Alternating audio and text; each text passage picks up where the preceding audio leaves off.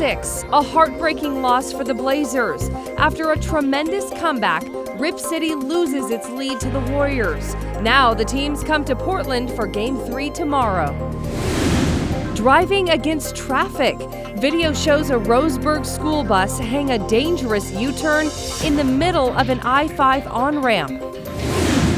Plus, an F-16 fighter jet crashes east of Los Angeles. That's a military airplane in our building. The pilot ejected to safety, but at least 5 people were hurt on the ground.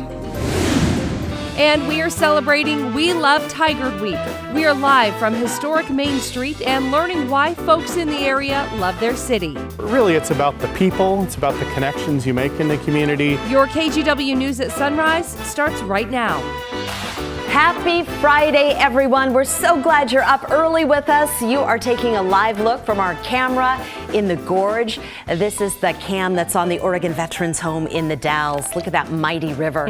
I don't even mind the clouds to end the week. I want to thank the house band for providing the music this morning. Good job, fellas. We were also saying good morning to Rod and Nina, who are hanging out in Tigard as we wrap up a week of loving Tigard in the city itself this morning. Hey there, guys. Good morning. Good morning. I'm a little embarrassed because I did not color coordinate with the bicycle rack here like Nina did this morning. Oh, you're embarrassed? It's a perfect match. I fell down on live television. He's embarrassed. That was earlier in the show. Now we're moving on. Yes, I hope you missed it. All right, so coming up, we have the train tracks behind us. You know, the West Commuter Train uses these tracks. I love the old historic Tigard sign along those tracks. Earlier in the week, I had a chance to walk and talk with Mayor Snyder of Tigard. He's been here in town for 20 years, so we have that conversation coming up. Yeah, and they have some really cool stuff going on the city council where he's trying to get a junior or a senior from high school to kind of weigh in on youth issues, be on the city council for a year, and kind of help the city. It's a cool, novel idea. Maybe that's the secret to solving today's problems. I mean, seriously, maybe that's the secret, right? Yeah. Us old people aren't doing so great. All right, here we go with your weather. To the bus stop. We've had some showers move through Tigard in the past hour. Most of what's on the radar continues to be east of I-5. At the bus stop we go. Low 50s out the door at 8 o'clock. A spotty shower around at lunchtime around 60. And then low 60s when the kids get out of school. I actually think this afternoon, Nina, is going to be fairly dry. Ooh, that's a good news going into the weekend. All right, let's get a check of traffic with Lacey. Out there right now, we are seeing some damp roads, but no active rain showers, which is good news. So this is I-5 southbound right there at the Interstate Bridge. Not any problems. This is I-84 inbound as you approach the I-5 split. We've been seeing some on and off slowing there, but right now it's moving along pretty great. And then these are the damp roads I was talking about. So this is Highway 26. This is the inbound drive, and it looks great. We're not seeing any delays really anywhere this morning. It's a good looking drive. Drew? All right, Lacey, thanks a lot. You know, when last night's Blazers game ended, I told myself, I don't want to talk about this game tomorrow at work. Unfortunately, it is one of our top local stories this morning, so we will talk about it. The Blazers, man, they came out of the gates terrifically last night. They were up by 15 at halftime. They led by as much as 17 points last night, but the Warriors went on that third quarter run. You knew it was coming. They tied the game up.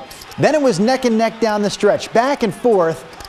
Warriors eventually just took the ball right out of Dame's hands. Yes, Damian Lillard had a chance to at least attempt a three-pointer at the end of regulation, but the ball was taken right out of his hands. And the Blazers now trail this Western Conference Finals series 2-0. Here's the good news. They're coming home. Game 3 is in Portland tomorrow night at Moda Center, and that's where Tim Gordon is hanging out this morning. Tim, we're hoping that home cooking serves the Blazers well. Yes, let's hope so, Drew. I'm right with you on talking about this today. You know, the highs and the lows of yesterday's game, last night's game. People were watching it down here at Moda Center. They had the big 30-foot screen going to watch the game. The fans were here. I got some news for you, though. If you don't have a ticket to the home games, this is good news now. This screen's going to be fired up Saturday and Monday nights, too, for the home games here in Portland.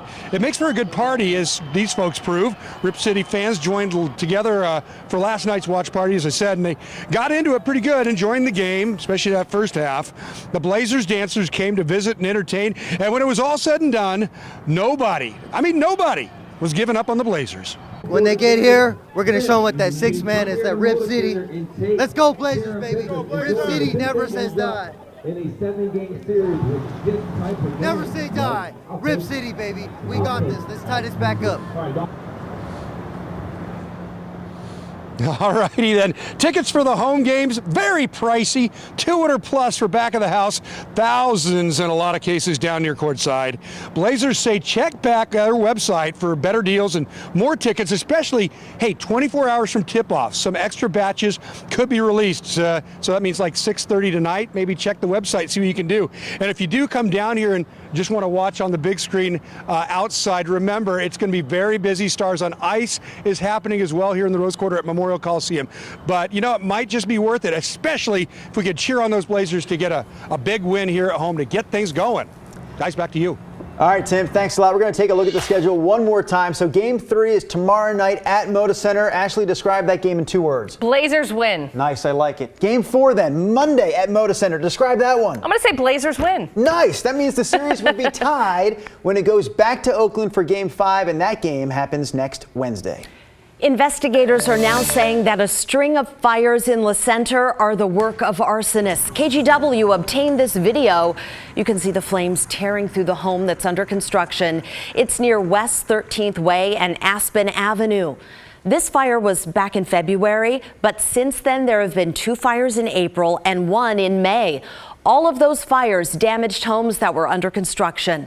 The losses top more than $150,000.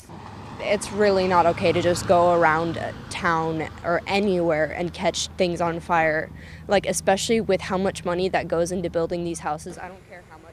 Authorities believe more than one person is behind the arsons. Anyone with information is urged to contact La Center Police.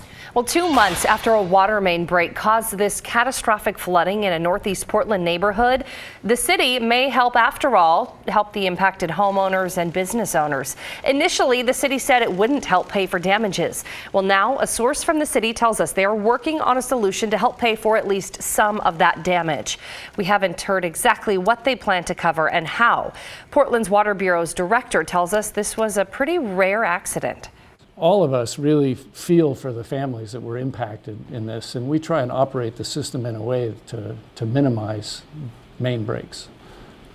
They are inevitable fact of life in water utilities. We do expect to learn details today about the city's plan to compensate home and business owners who had to deal with all that flooding. All right, you have to see this video. We've been talking about this all morning because we really have more questions than answers when it comes to what is going on here. But there you see, that's a Roseburg public school bus making a U-turn on an on-ramp to I-5 South yesterday. So the bus backs up and then it basically drives right into the traffic that's trying to get onto the freeway there. Again, we don't know why the bus made that U-turn. We don't know if students were on board the bus at the time. We do know that the Roseburg School District released a statement. They say they've reported this incident and that an investigation is underway. Now to the national headlines in your morning rush. President Trump says he hopes the U.S. isn't heading to war with Iran as things get tense between our two countries.